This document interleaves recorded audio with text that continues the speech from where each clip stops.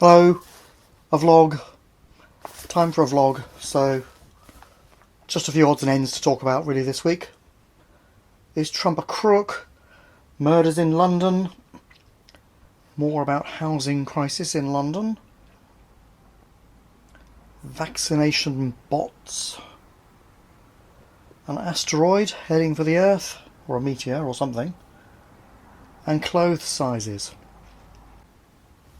That's it. Okay, let's talk about them then. Trump. Is Trump a crook? Because Michael Cohen's lawyer, wasn't it, this week, was saying Trump is a crook. In truth, they're all crooks, aren't they, these presidents? I'm sure the only difficulty is that some get caught and some don't. And not many get caught. But I mean, this week, Donald Trump has had a difficult week, let's face it. Michael Cohen, Paul Manafort, and also Duncan Hunter, which has not been widely reported. One of the congressmen who endorsed Trump for the presidency in the first place has been found guilty of corruption. I think another one was found guilty some years ago, a couple of years ago. And so it goes on. It's just endless, right? But I'm not sure that paying money to Stormy Daniels or a prostitute and a model or something is constitutes a criminal offence, because if Trump is telling the truth, that money came from him and not from campaign funds, and it may have happened prior to the campaigning anyway, in which case it's not relevant. But it might be, who knows.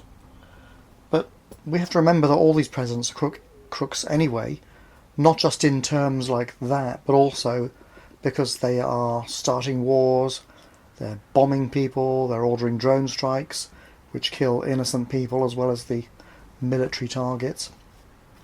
All of that is completely unacceptable and criminal. It's just that it's regarded as acceptable for some reason. And really, it's an unimportant story, in a way. There are other things going on. As one paper pointed out this week, North Korea still allegedly has nuclear weapons. Venezuela is close to collapse. Relations with Iran are bad because we know the US wants to provoke a war with Iran ultimately. They've been angling towards that for years. The Project for the New American Century named them as a baddie, didn't they, long time ago, I think. Climate change has been shown to be worse than it was forecast to be going to be. And Trump is planning to increase carbon emissions from coal-fired power stations, apparently. Or at least liberalise the rules, of course.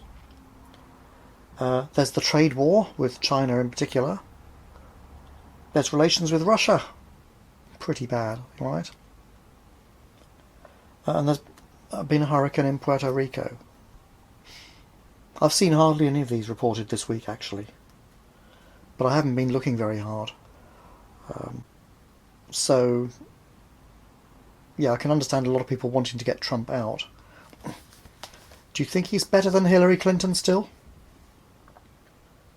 I think probably he's less of a war hawk than her, but he still is. You don't get much choice. You vote for this warmonger or you vote for this one who's slightly less of a warmonger. I don't know. Murders in London. Oh yes, there's apparently London now has a higher murder rate than New York. There's been a spate of yobbos going around stabbing each other, basically. And the police are having trouble putting a lid on it, knife crime and stuff like that.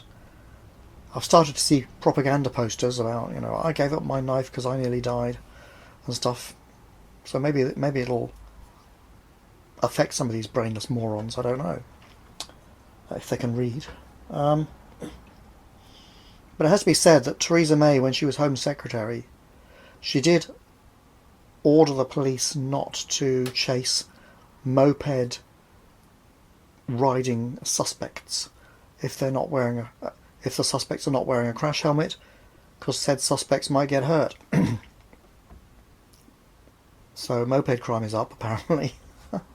Although, to be fair, they do typically wear crash helmets to hide their identity, although the number plate of the moped is still visible usually.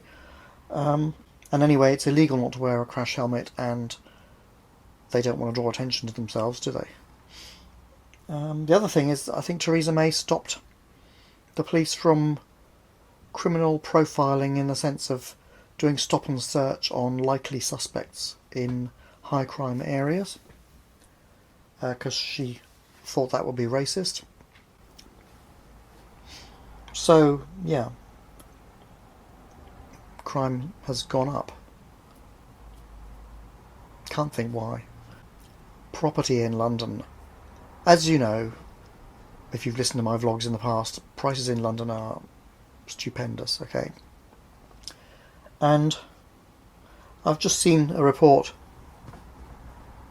about an office block in Ilford in East London which has been converted into residential flats, 60 flats. Now, because of relaxations of the planning rules in order to assist with getting more accommodation in London, this place has been converted into 60 flats, but they're tiny. So a single person's flat is 13 square metres in area. That is 12 feet by 12 feet roughly. A double flat, a flat for two people, a double flat. 14.7 square metres in floor area. That's 12 foot 6 by 12 foot 6. They get that much extra space in each direction. Right? 6 inches, 15 centimetres or so. That's it. Now, even the government recommends that for a single person, you should have more than 37 square metres, and for a double person, more than 50 square metres. And those are both small. My place here is about 65 square metres, 64 square metres. I think I calculated it as roughly. It's plenty big enough for me, although I would like a bigger place. I could live in 37 square metres if I could get all my books in. But 13 square metres? It's insane.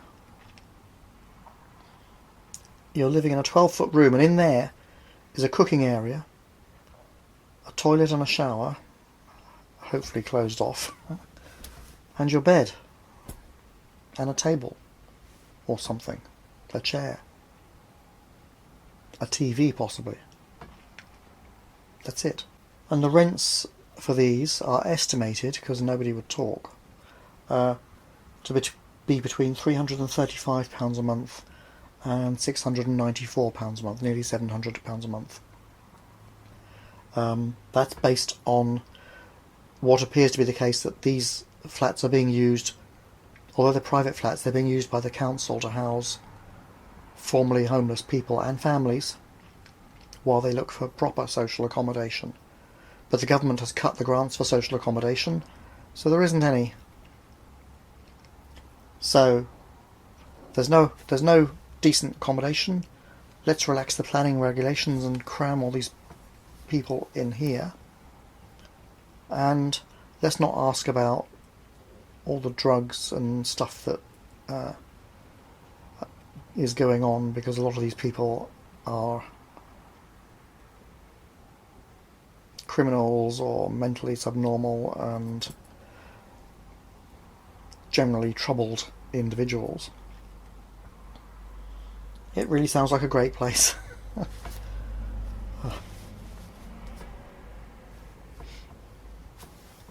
makes you want to keep your job, really, doesn't it? Just in case.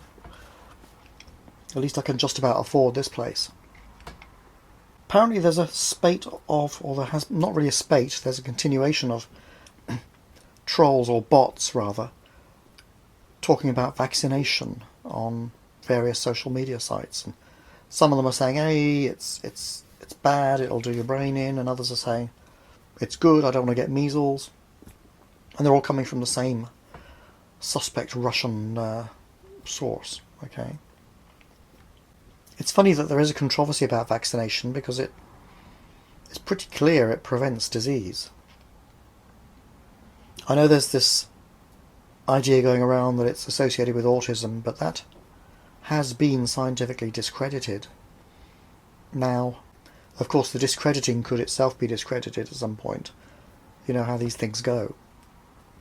And then there's David Icke, reading his book at the moment, Everything You Need to Know But Have Never Been Told, who doesn't like vaccines because he thinks that they reprogram your DNA and or they'll stick nanomachines in you and make you susceptible to influence by the sort of reptilian critters from beyond our frequency band. I'd say that's not proven either, actually, my view. Me, I get vaccines. If they are doing my brain in, I haven't noticed, but maybe I wouldn't. By definition. If your brain's being done in, you might not notice because your brain's being done in. So am I being influenced by reptilians? What do you think? Maybe I am. I do like science and stuff, which is... It has a reputation for being a bit closed-minded. I like evidence. I think for me to accept that something is true, I really want some kind of believable evidence, or at least it has to sound plausible if I don't have access to the evidence. But if something is just plausible, that's technically not good enough, because a lot of people can tell plausible nonsense, and without access to actual facts it's very hard to tell. Speaking of which, asteroid NF23 is going to pass by the Earth shortly, and I think it's worth saying that although NASA and people like that are on the lookout for rubble from space, they've only documented about 1% of them. So there is a good chance of some disaster happening at some point in the next umpteen tens of thousands of years, or even a small disaster happening every now and then in every 100 years or so. By small disaster I mean a few windows getting shattered, like at Chelyabinsk a while ago. Could be worse than that, could be much worse than that though. I mean, remember the dinosaurs, okay. And also possibly the Younger Dryas mini ice age. At the end of the last ice age, the world was starting to warm up, and then it suddenly froze again for about 12 or 1300 years. That's known as the Younger Dryas, because there was a lot of pollen from some Dryas alpine plant found at that time. And then it suddenly went away again, and the sea level rose fairly suddenly, fairly quickly, by something like 28 metres. And author Graham Hancock thinks that what happened was another meteor strike or something suddenly melted a lot of the ice in the North American ice cap and flooded cold water into the oceans and all that, or raised the sea level pretty much overnight and destroyed Atlantis, because Plato put the date of Atlantis at the end of the Younger Dryas, when the melt happened, actually 11,160 years ago or something. Although later science says actually the melt water probably came from Antarctica, not North America. Nanodiamonds have been found suggesting meteor impacts, but the science has become unclear, because some people are saying no, they're not nanodiamonds, they're graphene, which has been misidentified. So I think more work has to be done to determine what actually happened and what was the cause. And also, I was looking at NASA's site about the Younger Dryas and the meltwater from the Ice Age proper, and it looks like it took something like 500 years for the sea level to do that quick, sudden rise. Not overnight to destroy a civilization, as Graham Hancock is suggesting in his, I think it's Fingerprints of the Gods or something like that, one of his books. So again, not proven. There is an iridium layer, there aren't something which may be nanodiamonds. There's a carbon layer, but there's nothing unusual about that, apparently, going by the latest science. It looks like it's mammoth poop and fungus and insect poop and the normal carbon stuff and stuff like peat from rotting plants and so on. Not necessarily caused by a major continent-wide firestorm or something, so more work needs to be done to determine what's going on there. But it has to be said, though, that Göbekli Tepe in Turkey, the archaeological find of a big Stone Age temple complex or something, far, far bigger than should have been possible for them to build with the technology that was expected at the time, happened right after the end of the Younger Dryas. As if some more civilized people turned up and helped.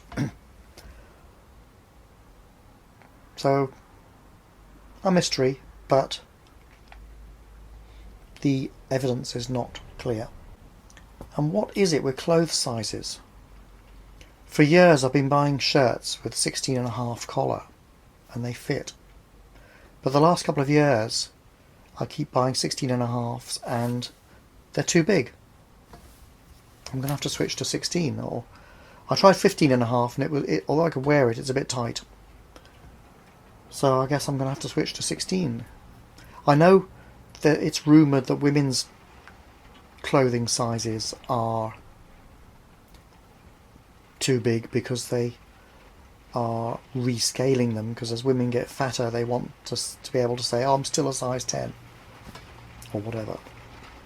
And these days I don't buy clothes that are marked as small, medium, large, extra large or whatever, because I don't know what that means. What's wrong with centimetres and inches? 16.5 is supposed to be inches, I think, but it's clearly wrong now. I'll just have to switch to 16. We're being rained on in London. There you go. Okay. Any comments? Bye for now.